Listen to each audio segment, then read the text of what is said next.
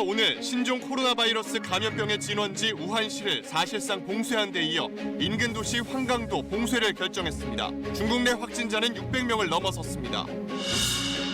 우리 정부도 중국 우한시의 여행 자제를, 우한시가 속한 후베이 성엔 여행 유의 경보를 발령했습니다. 우한시를 오가는 항공편은 이달 말까지 운항이 잠정 중단됐습니다. 검찰이 최강욱 청와대 공직기강 비서관을 조국 전 장관 입시 비리 공범으로 기소했습니다. 중앙지검장이 승인을 거부해 윤석열 총장이 직접 기소를 지시했는데 법무부는 절차를 위반한 날치기라며 감찰하겠다고 밝혔습니다.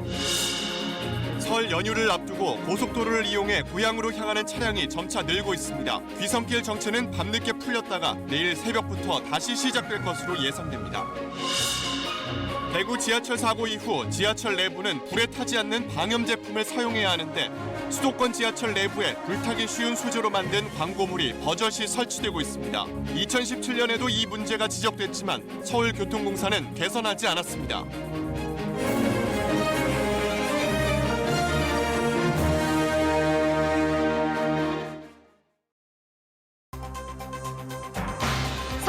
전 승객과 승무원 115명을 태우고 미얀마 상공에서 폭파된 대한항공 858기의 동체로 추정되는 잔해를 MBC 특별 취재단이 인근 해저에서 최초로 확인했습니다. 날개하고 엔진 모양으로 추정되는 형태가 보이는.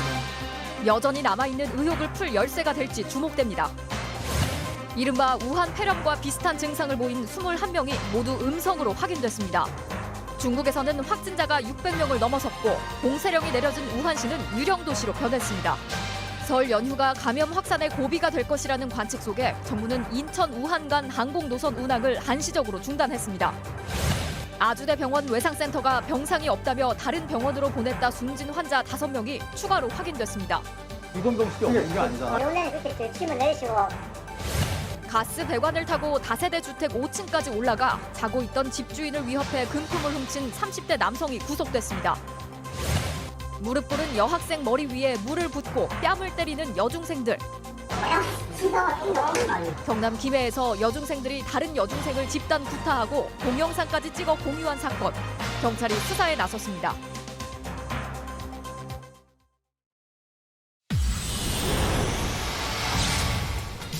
법무부가 청와대와 여권을 겨냥한 수사를 지휘했던 서울중앙지검 차장검사 3명을 모두 교체했습니다. 이런 가운데 SBS 취재 결과 청와대 선거개입 의혹 사건과 관련해 이광철 청와대 민정비서관이 검찰의 소환 통보에 3차례나 응하지 않았던 사실이 확인됐습니다. 단독 취재 내용과 함께 이번 검찰 인사의 파장을 분석해봅니다. 우한 코로나 바이러스가 급격히 확산하면서 중국 정부가 우한시에 대한 봉쇄 조치를 내렸습니다. SBS가 신종 바이러스를 분석한 중국 연구진의 보고서를 입수했습니다.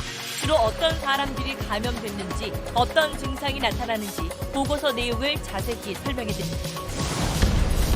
술에 취해 난동을 부리던 경찰대학교 학생이 출동한 경찰관에게 주먹을 휘두르다 체포됐습니다.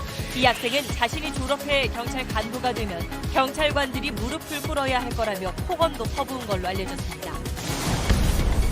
경남 김해에서 중학생들이 후배를 집단 폭행하는 영상이 온라인에 퍼져 경찰이 수사에 나섰습니다. 머리에 물을 쏟고 가해 학생들끼리 농담을 주고받는 영상인데 경찰은 이 가운데 2명을 불구속 입건했습니다.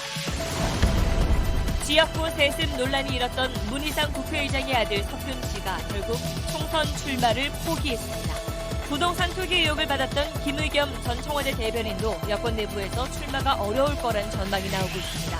의리 있게 정리를 하고 당에 누를 좀 덜 끼치는 쪽으로 결단을 하는 것도 또 좋은 방법일 수 있다고 보죠. 내일부터인 설 연휴를 앞두고 귀성 행렬이 이어지고 있습니다. 귀성길 교통 상황 전해드립니다.